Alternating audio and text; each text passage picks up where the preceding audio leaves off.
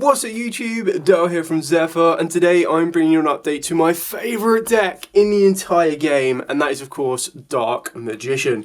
Now I've made this deck as competitive as possible in this particular version. There are different options that you can take out the supporting engine that I'll talk you through as we go through the build, so you can kind of experiment with other different options that can help you compete with this deck where at all possible.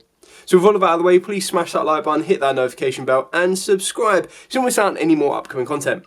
I will warn you, this deck is going to be extra shiny. So we are starting off with 2 Dark Magician, the ultimate wizard in terms of attack and defense. Followed up by his partner in crime, and that is the Red Eyes Black Dragon. Now if this hasn't given it away already, yes, we are going back to the Red Eyes fusion route of the deck. Now unfortunately, Dark Magician itself is still lacking its own out and out fusion card that is on the level of Red Eyes Fusion. So you can utilize either the Red Eyes Fusion engine, or you can change it out completely and go down the route of either a branded fusion route, or you can also go down a runic route. Now, each of those different variants have different applications. The branded version will make sure that you're not locked out of being able to normal summon or special summon for the rest of the turn or the entire turn, unlike Red Eyes Fusion, which basically says you can't do anything apart from set a monster if you activate this card. The one big difference is through the route of branded fusion, you can get hit by multiple hand traps. The reason I went with Red Eyes Fusion is because the only hand trap that stops this hitting the board or successfully resolving is going to be Ash Blossom. Whereas when you look at branded fusion, you would first need to fuse into a Lubellion or an Albion. You would then need to use Albion's effect or Lubellion's effect, which can then get hit with Imperms, Veilers and Mourners. So you start increasing the form of interactivity that your opponent has. Not to mention that they could also technically DD Crow in the right moments to make sure that there's no longer a Dark Magician, or of course if you went down the Albion route with the Slime or the Hex Seal, sorry, that would then mean that also you would be missing the Dark Magician, whereas with this route, as soon as you've activated Red Eyes Fusion and it resolves, barring an Ash Blossom, you will be able to get Dragoon on the board. On top of that as well, Dragoon will have 2 pops on it, so it does give you a more aggressive route for going second to be able to complete an OTK if you want to, just off of the back of Red Eyes Fusion. Then, of course, for the rest of the Dark Magician cards, we are playing triple Magician's Rod. Now, yes, of course, it does clash with the Red Eyes Fusion, but the way you need to view this deck is that the Red Eyes Fusion is technically your normal summon of the deck. And if you don't open up Red Eyes Fusion, you can still go down the Magician's Rod route, and the Magician's Rod will lead you into cards like Secret of Dark Magic, which can then help you still also get into a Dragoon, especially if you main deck, or in this case, side deck in the Bestial package as well. We've then got 2 Magician Souls.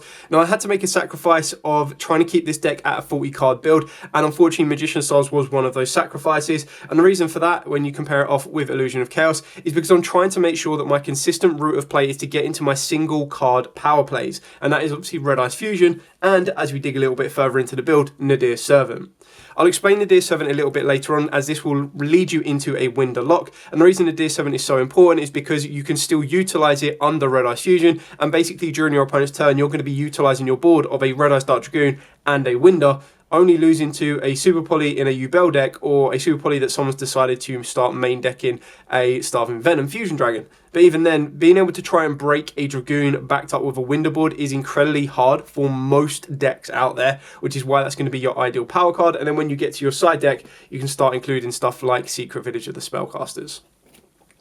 So carrying on with the rest of the Dark Magician cards, of course we do play the 1 Tomasa United Dragon. This is another route into Dragoon naturally, which is something that you're going to want to be looking into as I drop cards on the floor. So that is something you're going to want to be looking into, is because, like I said, you don't want to rely on only being able to go down the Red Eyes Fusion route. You want to be able to go, Red Eyes Fusion is my main route, but if I can't get to that, how else can I back up and still get the same outboard? And that's when you've got stuff like Magician's Rod that can eat up a hand trap if you need to, Tomasa United Dragon that can also be top decked off of the back of the Illusion Chaos, and then drawn off of the back of the Soul Servant. Now, speaking of drawing off the Soul Servant, of course, the one card that we are playing in here that will clash with Soul Servant is the Pot of Prosperity. And the reason for this, like I said, is it is technically counting as your power play card.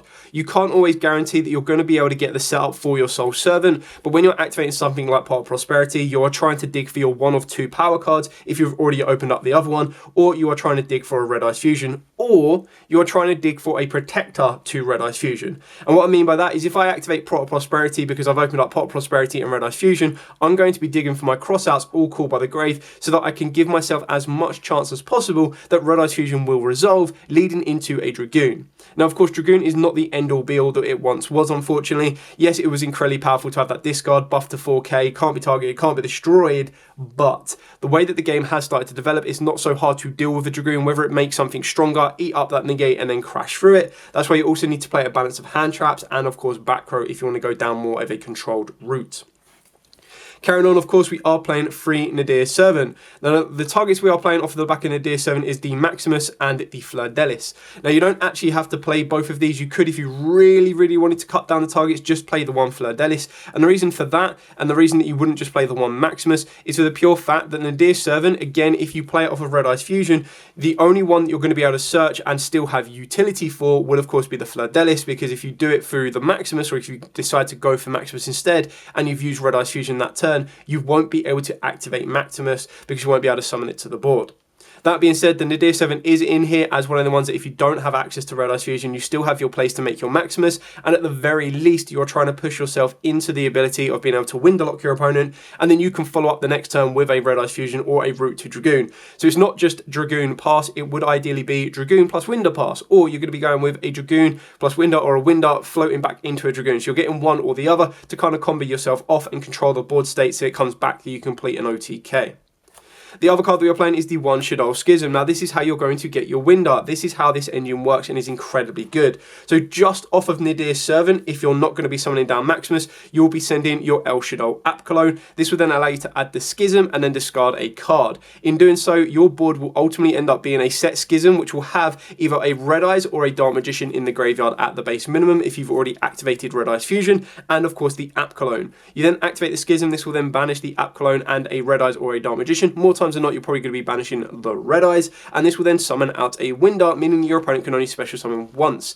If their one special summon has been in a previous chain to the Schism, so they go Chain Link 1, reveal this monster in the hand to special summon, and you go Chain Link 2 Schism, that monster will then be their one special summon, and on top of that, if that one special summon is a Dark monster, you're going to get Ascended with Schism, which is insanely powerful. Now, of course, stuff like Kashtira Fenrir is a big issue for something like Winder, as you just go battle phase Fenrir, effect, target Winder, put it face down, but that's where Dragoon comes into play to protect it. So you've got to be very, very careful on these particular matchups, and you do need to use a bit of common sense and play around what you might see coming, and you want to hold back the Schism where at all possible, because if you do early doors Schism, and then that's when they're going to go, okay, cool, Super Poly, then you're in a bit of trouble. That being said, again, if they reveal a monster in the hand, something like a Chandra from the Tempeyes, then of course you chain Schism. Schism will then resolve to get the window on the board. They are now no longer able to use Super Poly for that entire turn, even if they did have it. Yes, you will put yourself in a little bit of a tricky situation because they'll just set it past you and then they Super Poly your board. But considering you've only committed 2 cards to the board in that entire play, you're still going to have 4 more cards to crack back on, and that's when you're going to start going down the alternative route of not going down Red Eyes Fusion because you would have already used it, but to go down something more along the lines of Rod and everything else. It does mean that they would have had to set their back row cards, so you will have a bit more playability that way as well.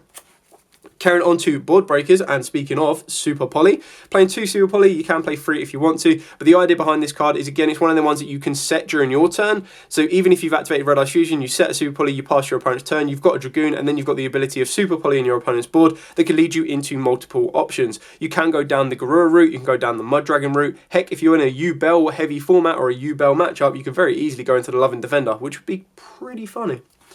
And then, of course, we've got 2 True Tactic Talents. This is just to punish your opponent if they do hand trap you. Now, obviously, if they do Ash your Red Eyes Fusion, you're going to be back in the exact same position as you would do if they Ashed a Brand of Fusion of like, what am I supposed to go to? You can play True Tactics Thrust in here alongside the Fusion Duplication if you want to go down that route, but I decided to go with the Crossout Designator to protect the play rather than anything else. But the idea is, even if I've used Pot of Prosperity, I can Talents look at my opponent's hand and make sure they get punished for activating any type of monster effect. On top of that, if I am going second, again, with the fact that there's no longer a Baron de Fleur around and there's no longer a Savage Dragon around, it's a lot harder to stop that Omni Negate or to worry about that Omni Negate in the course of something like Red Eyes Fusion. But even if they do have a negate, you can bait it out, activate Talents, look at their hand, steal one of their monsters, or of course draw 2 more cards if you need to. And that's when you go down option 2 of trying to build your board and not relying on Red Eyes Fusion completely. Then, of course, for the hand traps, we are playing triple Ash Blossom and Joyous Spring alongside triple Infinite Impermanence. And I decided to go with double Ghost Mourner. The reason I went with Mourner over anything else is because this is the only other card alongside Imperm and the Ash Blossom that will interrupt your plays. Now, what I mean by that is Imperm and Mourner will only be used on Winder when you summon it during your opponent's turn, and that's if they haven't already put a monster on the board. If they have, they can still Mourner to negate that play, or negate that Winder, and then if they're able to continue to play and everything else, you don't really want to be using a Dragoon on the Mourner, but if you're able to go, okay, cool, well, cross out the Mourner, then it's one less thing for you to worry about. Now, of course, you will start adapting the side deck depending on the environment you're going to. You can obviously consider stuff like Ghost Ogres and Nibiru's as well has also been something to look at, but they're not so much going to affect you. The hand traps that we have chosen to play in this particular build are ones that are going to affect you as well as your opponent. So they're great hand traps for you to actually use against your opponent in this current format, but they're also hand traps that will affect your plays as you're building your board. So you want to be able to protect everything at all possible. And of course, the OG crossout designator in the form of Call by the Grave. So that's it for the entire main deck. I did warn you it was going to be extra shiny, but if there is any deck in my entire collection that is going to get the max rarity treatment, that of course will be Dark Magician. Speaking of which, moving on to the extra deck, we are playing 2 Red Eyes Dark Dragoon. This is your main boss monster. Now, of course, one may be enough, and you could start playing with other Dark Magician fusion monsters. The only one that I would highly consider for you guys to be looking at would be the Dark Magician and the Dragon Knight, and of course, technically, the Dark Magicians. But you draw enough in this deck that the Dark Magicians is probably more suited for a runic version of the deck, as I have previously shown you, than this particular version, because we are playing Pot of Prosperity.